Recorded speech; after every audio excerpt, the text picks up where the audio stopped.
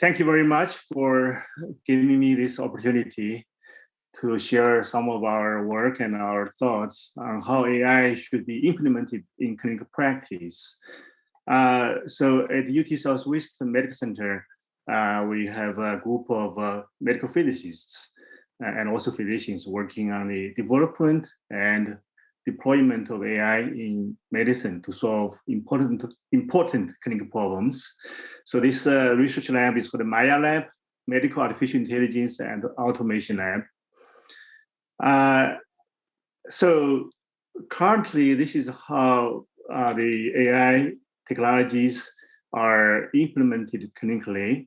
So after the developer develops the model, deploy the model to the users, and the user will use it, get the model prediction, and then the clinician will make a decision. Accept the results as is, or accept with revision, or reject. So what's considered a successful clinical implementation?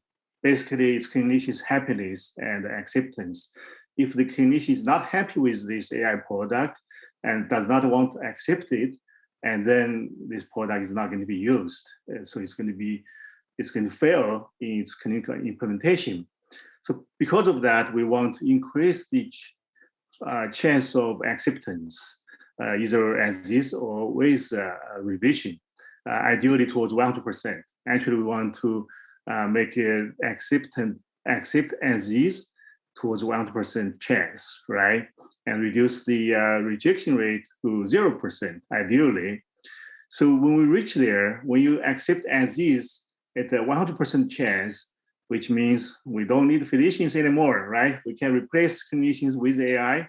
This is perhaps the unspoken goal of many AI researchers, developers.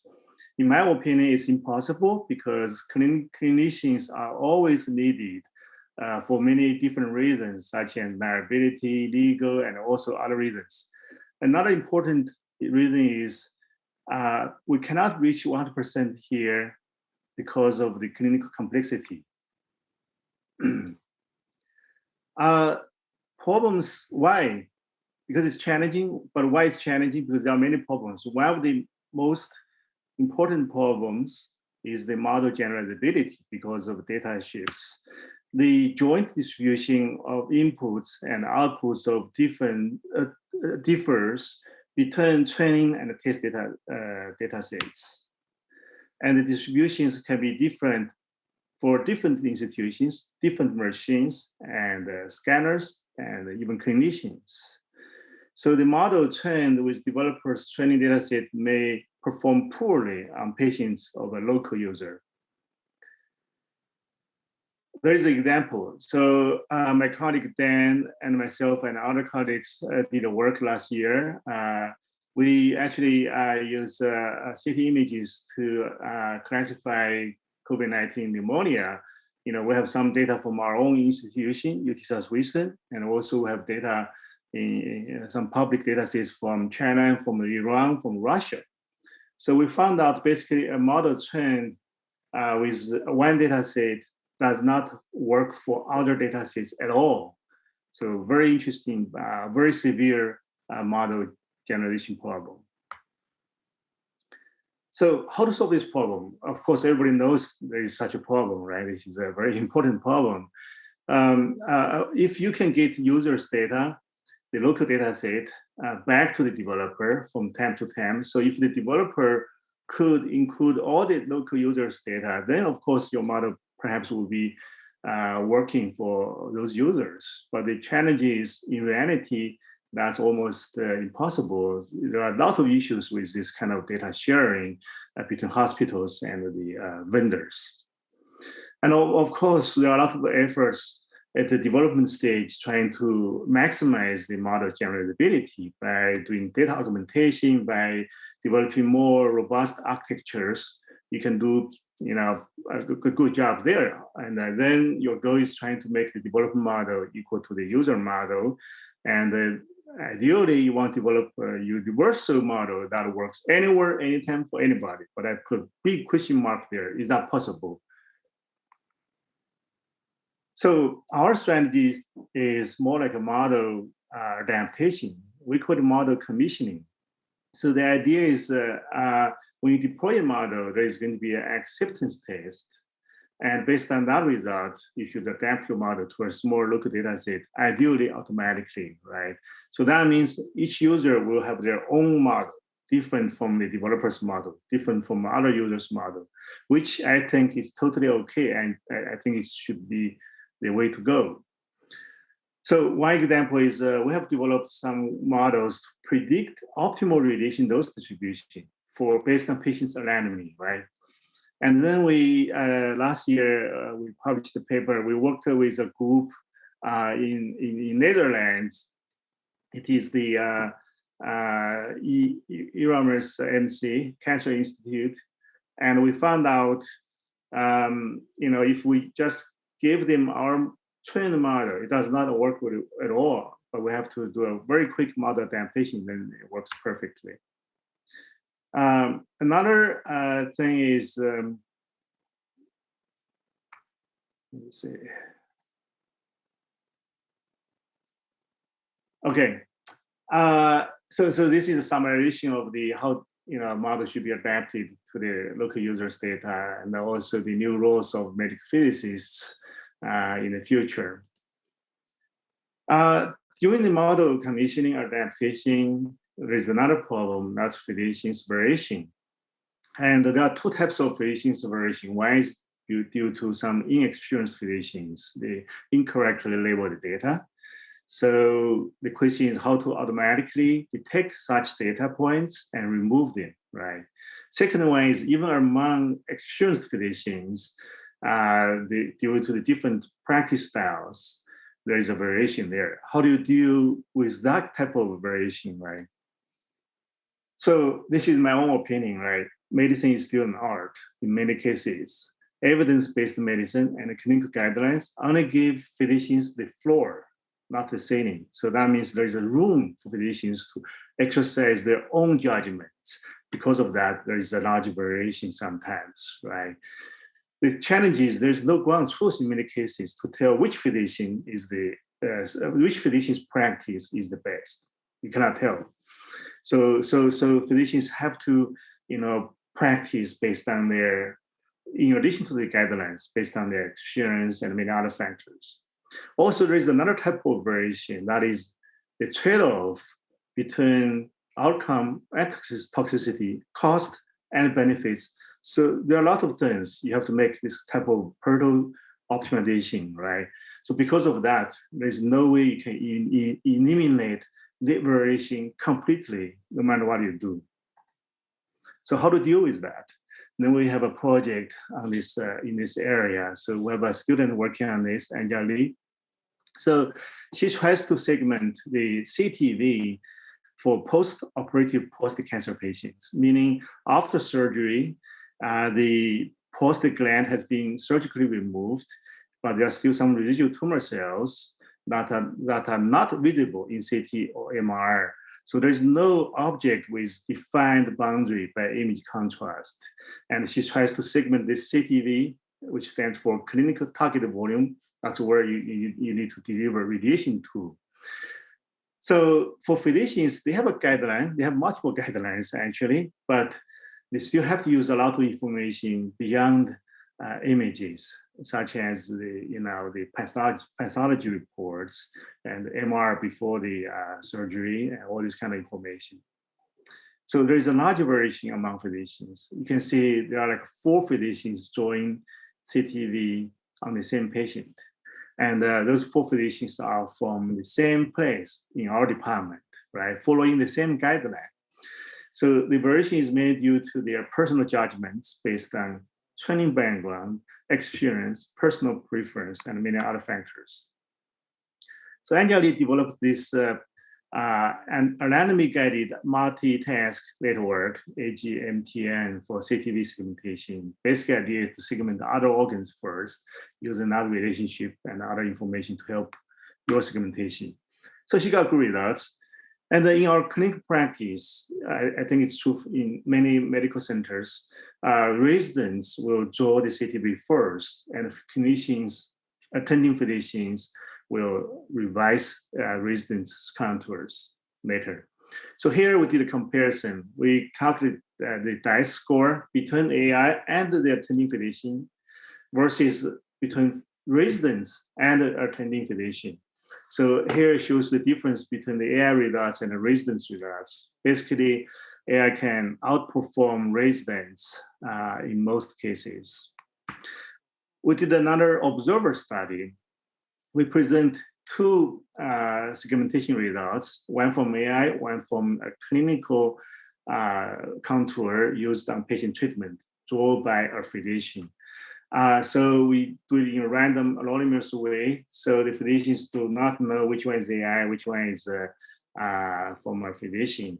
And also this physician could be him or herself, but they don't know, right? So we ask him to score from 1 to 4. 4 means acceptable without changes. 3 means with minor changes. 2 means with major changes. 1 is totally unacceptable. And then we found out when they look at their own work versus AI, of course, they don't remember this is their own because this patient was treated more than a year ago. And also there's just an image without any other information about this patient. They slightly prefer their own work over AI. So they gave, on average, 3.4 over 3.2 for AI. And 60% of the time, they correctly identified this is a former physician. But when you look at the work from another physician in the same group, they actually prefer AI. So they gave 3.1 to physicians and 3.3 to AI on average. And 75% of the time, they incorrectly identified, oh, this is from a human doctor. No, that's actually from AI. So which means, number one, they like their own work slightly better than AI. Number two, they like AI more than their colleagues. So there is a difference, right? Then we want to see, is this difference, is this physician personal style consistent and learnable, right? We trained the classifier using physician's names as the labels. And we found out we could achieve 87% of accuracy by showing physician the CT image with a CTV contour, not showing physician, showing the computer. The computer can tell which physician did this work. And then we look at the outcome, the treatment outcome and toxicity to see, is there any difference among those different styles? We look at our own patients over the 7 years, and we found out statistically there's no difference because there are so many confounding factors. This one is not important there. So when you say this is not important, but physicians disagree, they think this is super important, right? They have to go their own way. If you ask them to change how they draw CTV, follow other physician style, they're going to say, no way. I have been treating my patients this way for so many years. I know how to treat my own patients, right? Don't tell me, what to do. So how do you solve this problem, right? How do you convince physicians to take other people's style? We don't think this is an easy problem. So we developed the physician style aware network, PSA-led, for CTV segmentation. So it's quite simple. Basically, you have like multiple decoders for each one. There's an average style. Then for each physician, you have its own decoder, right? You train all this together. And we found out actually it works very nicely for each physician. And if you look at this CT image, the red is the physician's clinical contour, and the purple is this PSA-led, and the blue one is this kind of sort of average model, right? Train the model from many physicians' data. You can see there's a big improvement. So that means physicians will be happy to see this PSA-led result. But if you give them some sort of average, AI result, they will say this is a piece of junk. Every time I have to manually modify it, it's just useless, right? So we tested using the external data set from Mayo Arana. We see the same effect. So we also are working on a few-shot physician-style adaptation, meaning maybe we don't have to ask for a local data set for this kind of model adaptation. And the basic idea is when deploy the model at a new hospital, physicians will use it. At the first few patients, they just don't like it, but they're going to manually revise it. Then we will see, based on their revision, can we learn that how to modify our initial model? How many patients are needed to get that kind of information between physician, what the physician wants, and what you offer? There's a difference, right? How do you learn that difference? How quickly you can learn that difference? We found out, and it takes 3 patients. You can adapt your model to the physician's local practice. So this is kind of a summary for our proposed clinical workflow.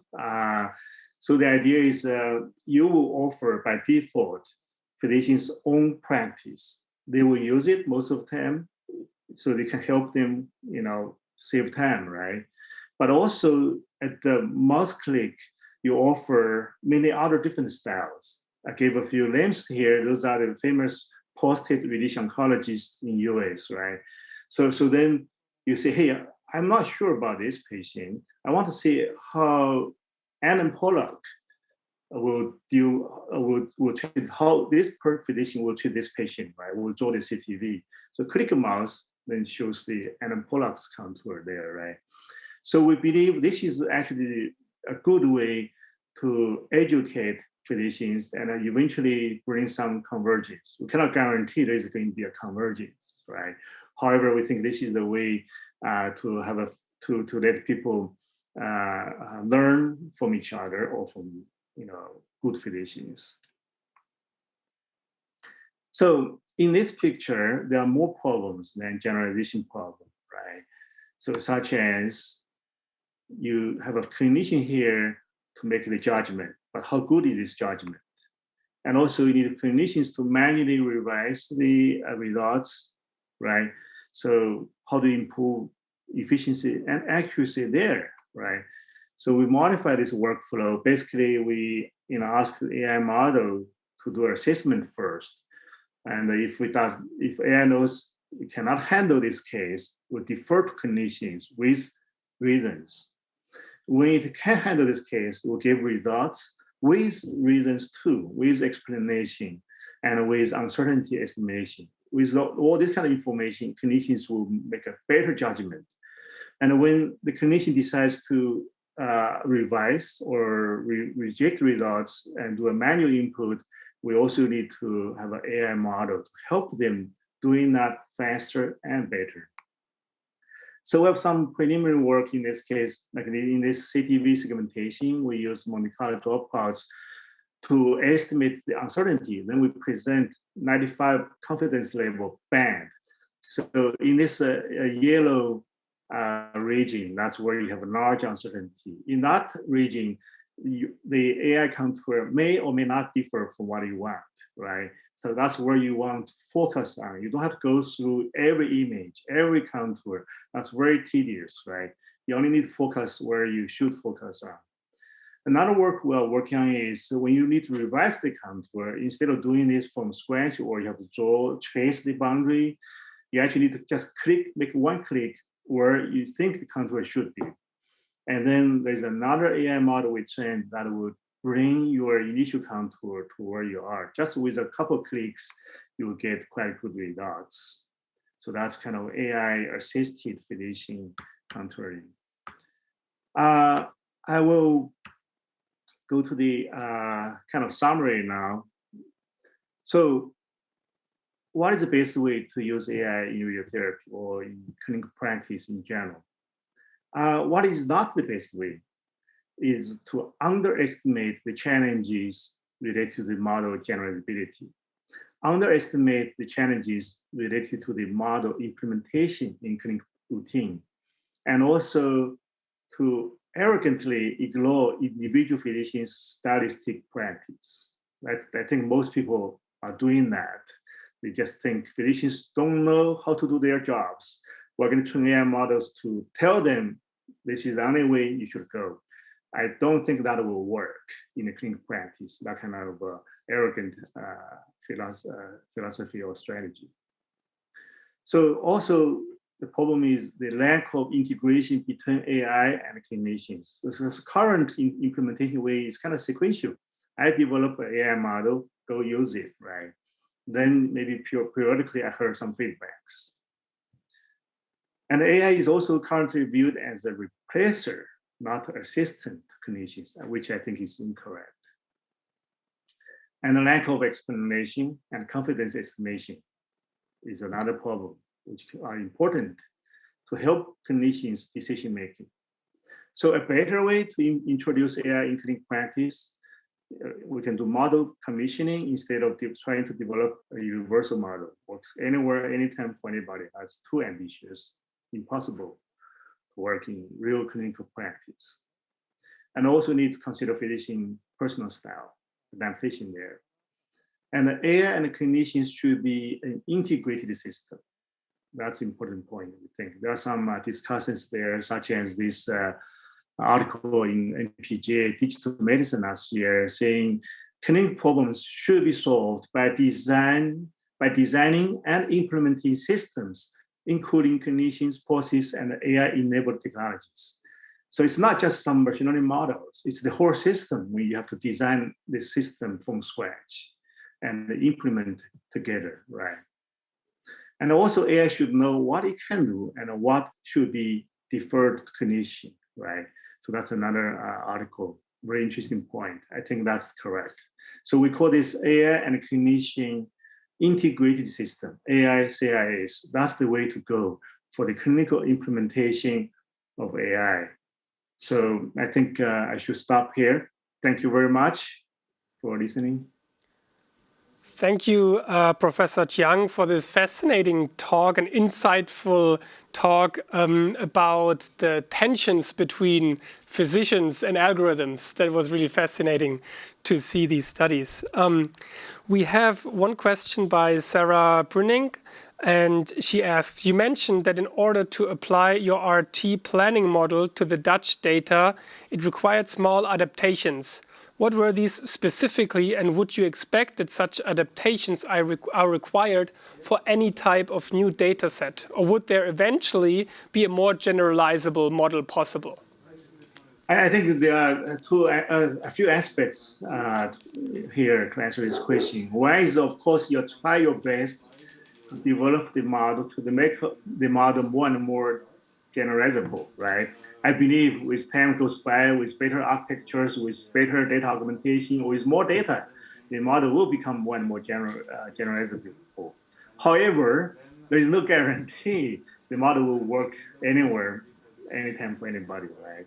So the first step is so-called acceptance test. We do that all the time in medicine, right? When we get a new software from a vendor, we have to test it, make sure it works for our patients, for our machines, right? So you do that, you got a good idea how well it works. If it works very well, you don't need model adaptation, right? If it does not, yes, you need to adapt the model. However, I don't think that should be user's job. I think the developers should make this adaptation automated and very easy, very simple. Mouse clicks requires as small as possible local data set. Yeah. Maybe following up on this a little bit, I wonder about the general importance of generalization capabilities to other institutions for an algorithm that you might just want to use in your hospital. And maybe could you comment a little bit on the importance? Do we really need to develop algorithms that work everywhere? I don't think that's feasible first, right? It's impossible to develop an algorithm that works. I keep saying works anywhere, anytime for anybody. That's too ambitious. That's mission impossible, right? But if you want to develop something for your own hospital, that's a much easier task. But still, you need to watch, because even though you have most of patients are from this kind of ethnic group background or this kind of population, or you cannot guarantee everybody will be the same. And also they will be the same now and then in the future, right? So it's easy to introduce bias if you're not careful there, right? You're going to have some inferior results of your model for some minority groups in your patient population. That is also possible. So that's why this generalization problem, to me, is super important. It just can cause so many different problems. Yeah. Yeah. So maybe one very last question. I thought it was interesting that you measure the success of a model by the physician satisfaction. And sorry for maybe phrasing this a little cheeky, but shouldn't the aim be to improve patient outcome? Yes, ultimately, for sure, right? But the first step is you need physicians to use it, right? Yeah. If you develop a model, it happened so many times in our clinic and in many other people's clinics, I believe, right? So we got a nice or semi-nice software tool, models, whatever, and we bought it, we implemented it, but physicians, after a while, they don't even want to use it. Nobody's using it. It's useless, right? Yeah. So then there is no impact on the outcome if nobody is using it, right? So that's the first step. Physicians need to be happy with it. They want to use it. It helps them. At least they think it helps them. And then you can, okay, well, hopefully it will have an impact on the outcome. I believe it will have a positive impact on the outcome in that case.